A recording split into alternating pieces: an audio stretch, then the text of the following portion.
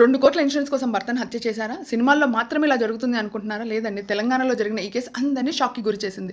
మంచిర్యాలలో వెలుగులోకి వచ్చిన ఈ కేసు పోలీసుల దర్యాప్తు ప్రకారం ఒక మహిళ 2025 నుంచి తన భర్త పేరు మీద సుమారుగా 7 లైఫ్ ఇన్సూరెన్స్ పాలసీలు తీసుకునింది. వాటి ప్రీమియమ్స్ పే చేయడానికి కూడా తను డిఫరెంట్ లోన్ యాప్స్ నుంచి లోన్ తీసుకుందనమాట.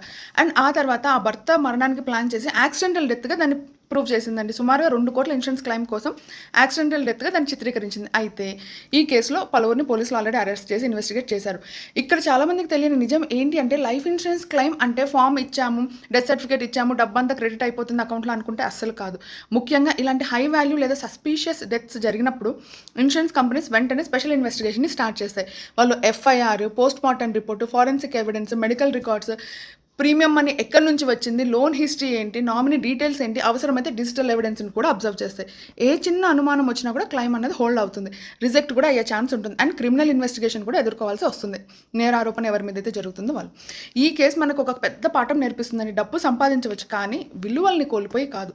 ఇన్సూరెన్స్ అనేది ప్రేమ, బాధ్యత, కుటుంబ రక్షణకు గుర్తు.